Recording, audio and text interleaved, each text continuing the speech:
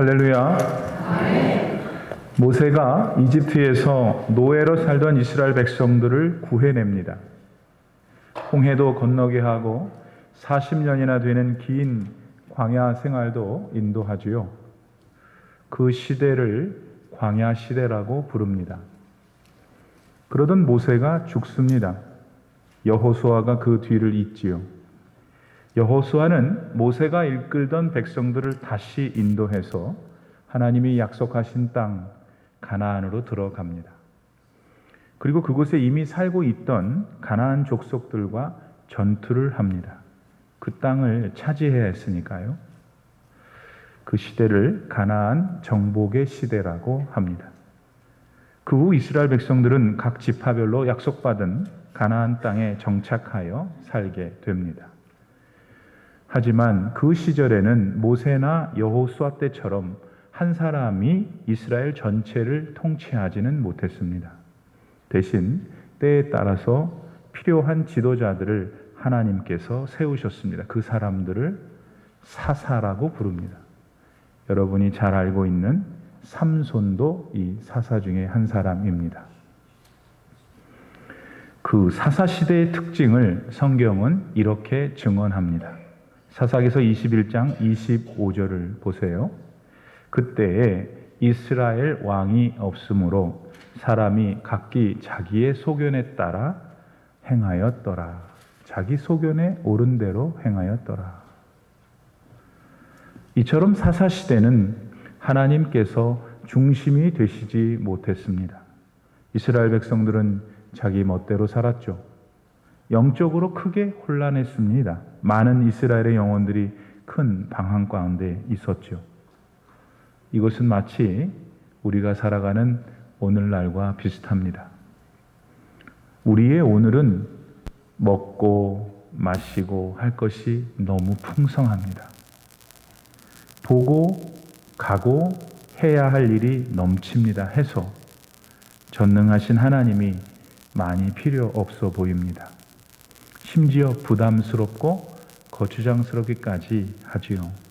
오히려 사람의 지혜로 모든 게 다 될 것 같아 보입니다. 그래서 나라는 사람의 생각이 가장 중요하게 되었습니다.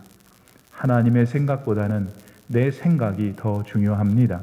내 인생은 내가 책임져야 한다고 가르치는 세상 속에서 오랫동안 잠겨와서 그렇습니다. 사사시대에도 그랬습니다. 그런 사사시대에 있었던 일입니다. 어떤 부부가 베들레헴에 살았습니다. 어느 해 그곳에 큰 흉년이 들었죠. 점점 먹을 것이 줄어들었습니다.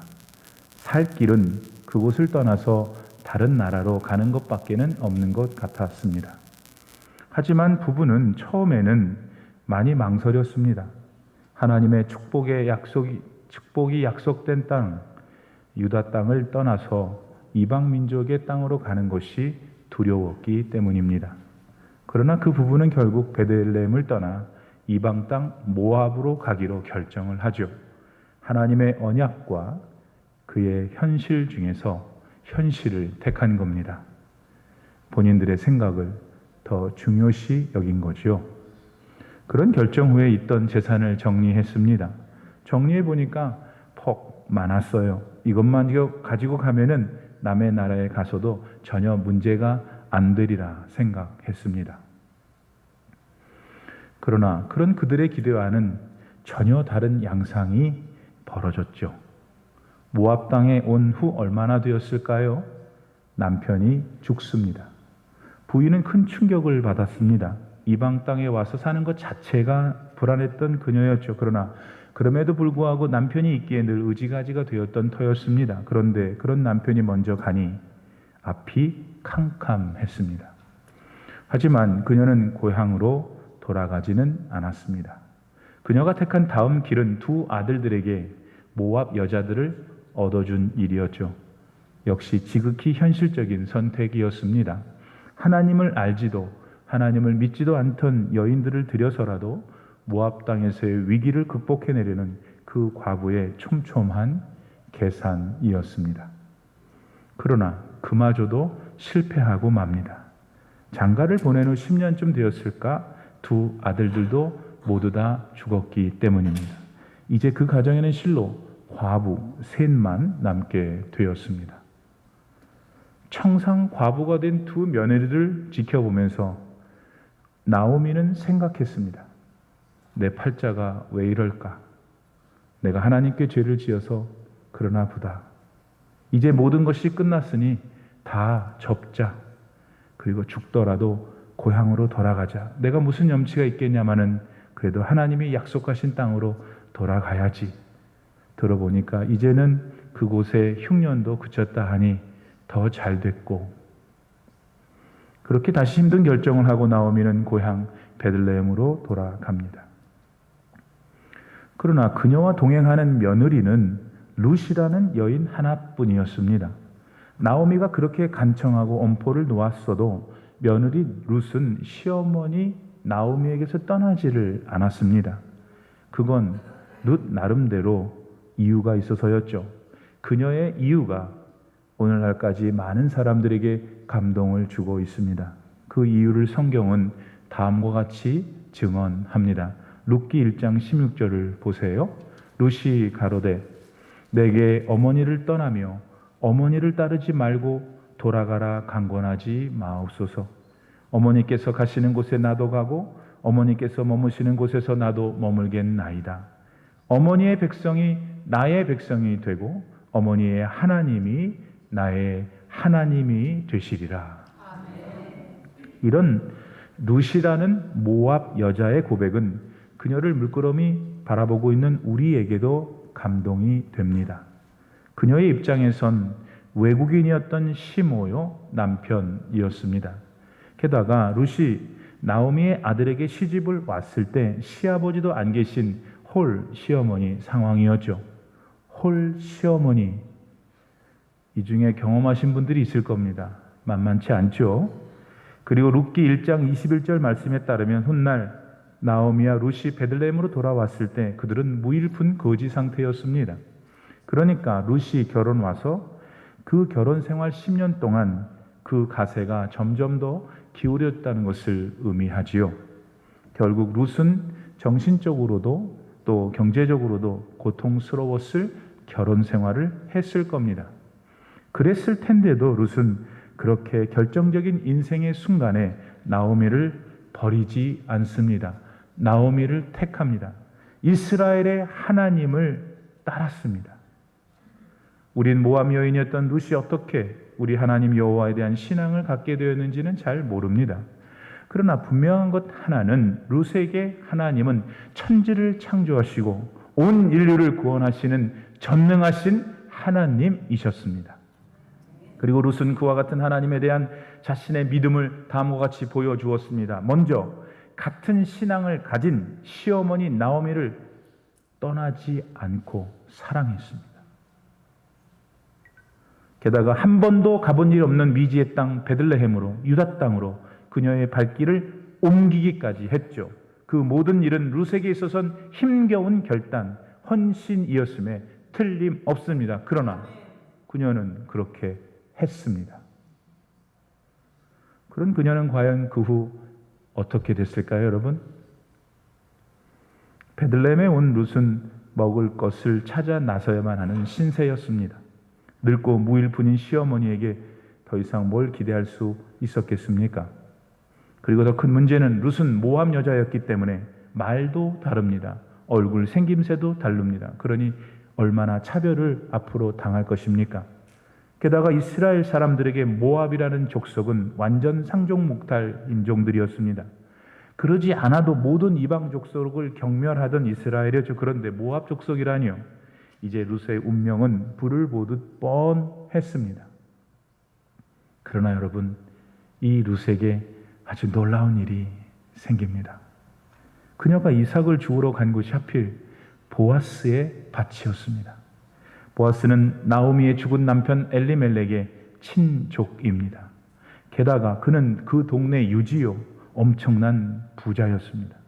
또 하나님을 향한 믿음은 얼마나 좋은지 늘 주님의 뜻대로 살고 있었던 멋진 사람이었죠. 그런 보아스가 룻을 봅니다. 룻을 보호합니다. 다른 곳에 가지 못하게 합니다. 자기 밭에서만 충분하게 이삭을 줍도록 인도하죠. 심지어 본문 16절에 따르면 아예 곡식 다발에서 다발을 뽑아서 그걸 흔들어 거기서 떨어지는 곡식을 주워가게 합니다. 세상 사람들 말로 이 얼마나 횡재입니까? 이 얼마나 운이 좋은 거예요. 정말 룻은 기가 막힌 우연을 만나서 지금 인생이 대박 난 것 같습니다. 그러나 사랑하는 여러분, 정말 그 모든 일들이 룻에게 우연으로 일어난 걸까요? 절대 아닙니다. 하나님의 참 백성에겐 우연은 없습니다. 하나님의 은혜와 인도하심만이 있을 뿐입니다. 이것을 믿으셔야 합니다, 여러분. 예, 하나님은 나오미를 대하는 룻의 사랑을 보셨습니다. 또한 하나님을 향한 룻의 믿음과 그 헌신도 보셨죠. 그랬기 때문에 하나님은 룻을 주목했어요. 그녀의 길을 인도하셨죠. 그리하여서 모함 여자였지만 이스라엘 땅 한복판에서 한 유대인 그 부자 보아스로부터 넘치는 은혜를 누리게 하신 겁니다. 사랑하는 여러분, 오늘도 우리 하나님은 이 룻과 같은 사람을 우리 가운데 찾으십니다. 가난해도 괜찮아요. 연약해도 괜찮아요. 하나님 앞에서 내놓을 것이라고는 전혀 없는 가문이나 인종이어도 괜찮습니다. 지 소견에 오른 대로 사는 이 세상 속에서 하나님만을 경외하면 됩니다. 그분을 사랑하고 그분의 뜻을 따르면 됩니다. 그렇게 자신의 삶에서 남은 알아주지 않지만 작은 일에 충성하며 살면 됩니다. 그러면 하나님이 그분을 보시고 그분을 축복하십니다. 사랑하는 여러분, 지금 룻과 나오미처럼 힘들고 어려운 일을 혹 겪고 계십니까? 그래도 다른 곳으로 가지 마세요. 다른 생각하지 마세요. 대신 룻과 나오미처럼 베들레헴으로 가셔야 합니다. 하나님의 약속의 땅으로 다시 들어가셔야 해요. 나오미도 처음에 염치 없어 했어요. 그러나 그런 나오미를 주님은 여전히 사랑하신다는 사실을 보여주셨죠. 그와 동행한 룻을 끔찍히도 아끼셨다는 사실을 오늘 성경을 통해서 하나님은 우리에게 보여주십니다. 이거는 오늘 저와 여러분에게도 마찬가지예요. 하나님은 우리 잘잘못을 안 따지셔요. 옆에 사람이 내 잘잘못 따지지 하나님은 안 따지셔요. 못됐던 나의 삶 캐묻지 않으셔요. 여러분이 실패했을 겁니다. 무능했기 때문에 그랬죠. 그래도 여러분의 실패와 무능을 우리 주님은 절대로 탓하지 않으셔요. 그죠? 하나님을 찾는, 그럼에도 불구하고 하나님을 찾는 여러분의 믿음을 보신단 말이에요. 그 믿음으로 행하는 여러분의 오늘의 작은 충성을 주님은 보셔요. 그러니까 절대로 여러분 낙심해서는 안 돼요. 그 문제 때문에 좌절해서 그만 살고 그러면 안 돼요, 여러분. 사랑의 하나님께 다시 믿음으로 기도를 시작하세요. 아무 일이 안 일어나도 기도하세요. 아무 일이 일어나지 않는 게 아니에요, 여러분. 반드시 하나님이 일하셔요. 전능하신 하나님을 다시 의지하시길 바랍니다. 여러분의 삶 속에서 지극히 작은 것 충성하세요. 하나님이 그러면 움직이셔요. 여러분, 하나님이 움직이시면 대박 나는 거예요, 우리 인생에. 그런 은혜를 여러분이 누리기를 진심으로 소원합니다. 한편 룻의 삶을 보면서 우리는 또 다른 한 가지를 발견하게 됩니다. 그거는 하나님이 그의 참 백성에게 주신 은혜라는 거는 이게 입이 딱 벌어질 만큼 정말 놀랍다는 거예요. 그러니까 하나님의 은혜라고 받으면 그 은혜가 너무 놀랍다는 거예요. 좀 단도직입적으로 말해보면은 하나님이 주시는 은혜는 이 세상에 그 어떤 그릇으로도 다 담을 수가 없어요.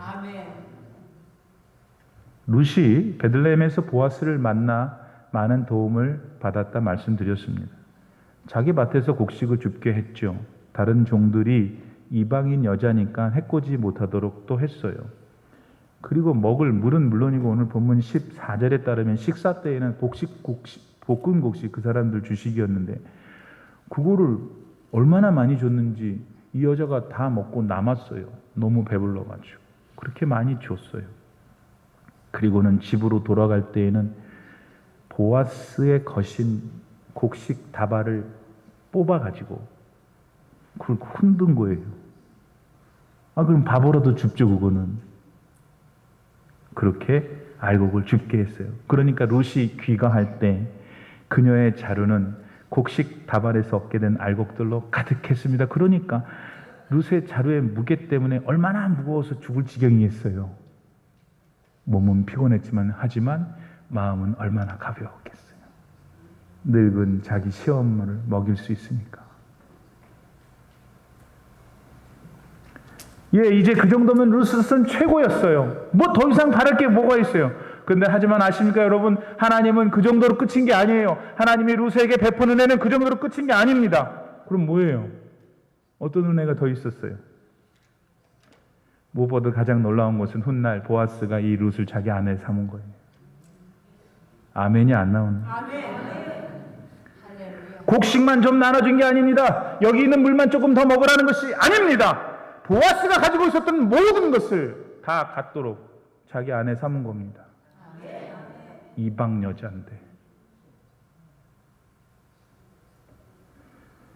근데 또 거기서 그치는 게 아니에요. 여러분 아세요? 이 룻과 보아스 사이에서 누가 태어나신단 말이에요. 먼 훗날 온 인류를 구원하시는 그리스도가 이 룻과 보아스의 혈통에서 나셔요. 온 인류를 죄와 사망에서 구원해 주신 우리의 구세주 주님께서 이 룻, 보아스의 혈통에서 나셔요. 야, 이거 한번 우리도 받아야 되는데, 그렇죠? 이런 은혜가, 이 사랑이 이분들에게 있었어요. 근데 여러분, 오늘 더 중요한 것은 이 은혜와 사랑을 가지고 하나님이 저와 여러분을 지금 대하신다는 거예요. 믿는 대로 될지어다. 그리고 실제로 여러분, 목사님 저는 한 개도 받은 게 없어요. 은혜라고는 그냥 지질이 못난 거 만나갖고 지금까지 이렇게 살고, 내가 저거 안 만났으면 더 자서. 근데 잠깐만 들어보세요. 우리는 하나님이 주실 수 있는 최고의 은혜를 이미 받았어요. 왜냐? 여러분 예수님 통해서 이미 하나님의 자녀가 됐잖아요. 이 사실을 믿으십니까? 근데 우리 가운데는 이 하나님의 사랑과 은혜를 온전하게 누리지 못하는 분들도 계세요. 이분들은 어떤 특징이 있냐면 이 하나님의 은혜와 사랑을 듣고 아멘 하면서도 본인은 자기한테 그 은혜와 사랑이 있기를 구하지를 않는 거예요. 왜? 내가 할 수 있다고. 이건 내가 해야 된다고. 그분의 은혜와 사랑을 물리치고 있어요. 이게 어떻게 보면 참 겸손하게 보여요. 그러나 아닙니다. 하나님을 진심으로 찾고 그냥 그분한테 매사를 의지하는 것, 그것이 겸손인데 그렇지 않으면 교만이라고 그래요. 그리고 여러분 잘 들으세요. 하나님이 제일 싫어하는 게 교만이에요. 여러분, 하나님의 풍성한 은혜와 사랑은 누구한테 나타나느냐? 구하는 사람한테 나타나. 아니 뭐 서울대학교 나와야 되는 게 아니고 돈이 많아야 되는 게 아니고 구하는 사람한테 주신대잖아요. 그러니까 누구나 다 구할 수 있는 거잖아요. 왜 안 구해요? 그런데 왜 안 구하시냐고. 기대하지도 않고 바라지도 않는데 주시는 법은 아주 드물어요, 여러분. 사랑하는 여러분, 우리 중 누가 하나님의 은혜와 사랑이 필요 없단 말입니까? 누가 이 은혜와 사랑을 바라지 않는다는 말입니까? 그러니까 다시 마음을 새롭게 하셔야 해요. 언제? 지금 하셔야 돼요. 하나님이 여러분에게 어떤 분이신지를 지금 회복하셔야 해요. 인생은 길어야 90, 100년입니다. 그 짧은 우리네 인생도 하나님이 간섭하셔야, 인도하셔야 되잖아요. 하물며 100년의 인생도 그런데 앞으로 우리가 하나님 나라에서 영원히 살고 그 말에 못해요. 자기 소견에 옳게 살았던 사사시대와 같은 오늘 우리는 믿음의 반석 위에 다시 바르게 올라서야 합니다. 한순간도 멈추지 않고 계속 돌아가고 있는 우리 인생의 시간들을 느껴지시죠? 느껴지시는 분은 6학년 정도 됐을 거예요. 7학년 정도 됐을 거예요. 5학년이 나도 느끼는데 뭐. 그럼 어떻게 해야 돼요? 막을 수 있어요? 하나님 잠깐 내 시간을 멈춰주세요. 할 수 있어요? 그렇게 할 수 없다면 잘 사용해야지. 그래서 에베소서에서는 세월을 아끼라고 하신 겁니다. 여러분, 보아스에게 은혜를 구하는 룻의 모습을 오늘 본문 13절에서 보세요. 됐어요. 그 정도면 됐어요. 우리 시험만 하면 먹기에 충분해요. 그러지 않았어요. 보아스한테 룻이 뭐라고 그러냐면 이미 은혜를 받았는데 은혜를 더 주세요. 그랬어요. 하나님의 은혜를 구하는 것은 부끄러운 일이 아니에요. 눈치 볼 일도 아니에요. 하나님 생각해서, 하나님, 어떤 사람 그래요? 하나님한테 미안해서, 하나님이 나 돌보는 거 너무 바쁘시니까 주저할 일이 아니에요. 왜냐하면 은혜를 주시는 하나님은 그렇게 생각 안 해요. 은혜를 주시는 하나님은 구하기를 원하십니다. 여러분, 우리 인생에 필요한 건 없어요. 오직 하나님의 은혜가 필요해요. 그 험난한 사사시대의 두 과부 나오미, 룻이 살아남았어요. 여러분, 그걸로 잘 살았어요. 행복했어요. 왜? 어떻게? 하나님이 주신 은혜 때문에. 오늘 우리가 사는 이 시대가 풍요롭고 뭐해도 딱 사사시대예요. 사랑하는 여러분, 똑같은 하늘 아래, 올림피아 하늘 아래 우리가 살지만 달라요. 하나님이 찾으시는 사람이 있고 하나님이 바라는 보는데 하나님 바라보지 않는 분도 있어요. 오늘 이 예배당에서 예배를 드리는 우리 모두는 하나님이 찾으시는 분이 되시기를 축복합니다. 그래서 왜 룻만 받아요? 왜 나오미만 받아요? 하나님의 은혜를 우리도 받아야지. 그래서 목사님도 잘 챙기고 은혜를 받아야 줄 게 있지. 목사님이 맨날 주면 어떡해. 나는 걱정하지 마시오. 나는 내 은혜를 충분히 받으니 나 걱정하지 말고 그대들이나 걱정하시고. 하나님의 은혜를 많이 받아서 멀리서 볼 때 참 제가 너무 감격해서 그 은혜가 감사해서 그런 일들이 지금도 있었지만 지금까지 앞으로도 우리 교회 내에 충만하시기를 간절히 바랍니다. 기도합시다. 하나님, 이 시간에 머리를 조아려 기도하시는 귀한 우리 성도님들, 다 겉은 멀쩡하지만 그 마음에 여러 가지 시련과 근심의 제목들이 있습니다. 오 주님, 그 문제를 해결하려면 안 됩니다. 세상은 하나님이 움직여 주셔야 합니다. 이분들에게 치료해 주시고 용기를 주시고 지혜를 주시고 막힌 담을 허물어 주시는 은혜를 허락하여 주옵소서. 그리하여 그 은혜가 이분들의 인생 속에 저 무더운 날 시원한 얼음 냉수 되게 하시옵소서. 예수님의 이름으로 축복하며 기도드립니다.